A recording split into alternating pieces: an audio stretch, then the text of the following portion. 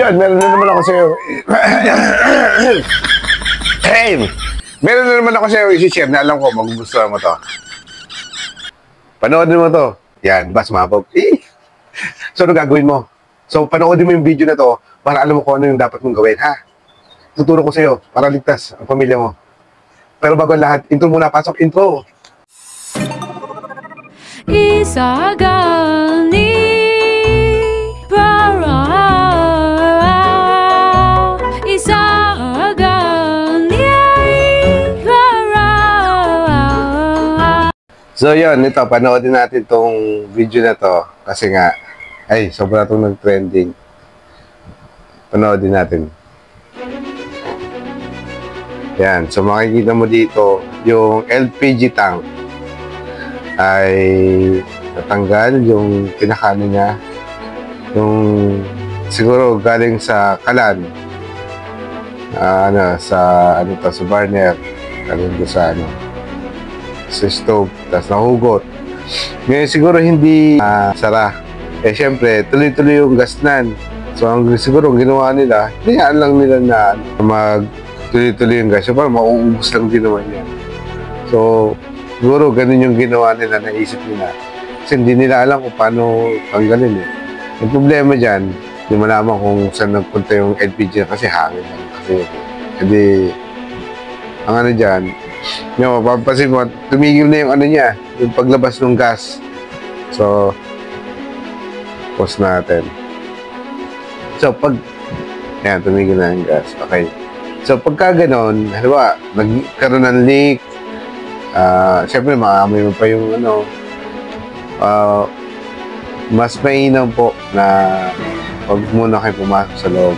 O kaya, kung papasok kayo siya, paypayan nyo yung baba, yung pinakababa niya, para yung gas na nandun, nag-stay sa baba, eh, lumabas siya. Oo, lumabas yung gas. So, pagka ganon, may iwasan yung pagsabog kapag nagkaroon ng spark o nagkaroon ng ignition. So, tuloy natin yung tuloy natin yung pananood natin. So, yan. Papansin mo dito, nilapitan ng dalawang lalaki. Ang problema, nagkaroon ng apoy doon sa may, doon sa may kusina na yun. Yun, inabot na. Ayun, sumabog. Grabe. Grabe yung sabog niya.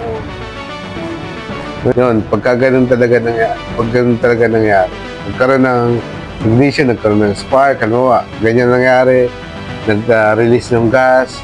Pag po kayo magsasaksak sa kuryente, basta as long as huwag kayo magkakaroon ng spark. Kasi pagka nagkaroon ng spark, nagkaroon ng ignition, doon magsisimula yung pagliyab. Kasi di ba nakakalat lang yung gas doon eh. So hindi yung lalabas, hindi basta lalabas yun. Kahit sabihin natin naka-open yung dalawang pintuan, kasi hindi naman nila pinay pa yan, hindi nila inanuhan, wala silang ginawa din kala lang talaga nila yung gas, lumabas na. So, in-expect nila na wala. Kaya nangyari, doon sa pintuan niya, siguro yun yung kusina. So, yung kusina, tapos nagkaroon na lumabas yung apoy doon. Di ba? Mahirap. So, tingnan natin, so, grabe yung pagkasabog. Grabe yung niya. Grabe. Tingnan nyo yung ibang part ng video na to. Yung may part to na kaya sa labas, ito sa labas. Ito nangyari sa may labas. Ayan, sinabi niya, siguro, sa apartment ito, sinabi niya na, yun nga, yung gas, nag-leak, so, modern to, hindi ba lang, tinulungan. Eh, yung problema, ayun, grabe, lakas ng sabog, So, pakita ko naman sa inyo dito, yung anong gagawin nyo kapag ganun nangyari. So, ito para lang ligtas. Okay, para ligtas. At hindi kayo mapahamak. Ganito gagawin nyo. So, ito yung natin, kalan. So, papakita ko lang sa inyo. Yung kalan natin. Teka lang, So, yan.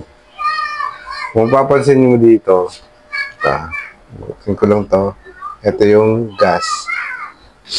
So, siguro kaya, kasi pwede naman ano yun eh, di ba?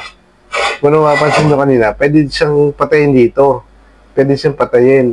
Pero ang nangyari, hindi nila napatay. Or, siguro ito, sira na. Ito. Kaya napaka-importante nito.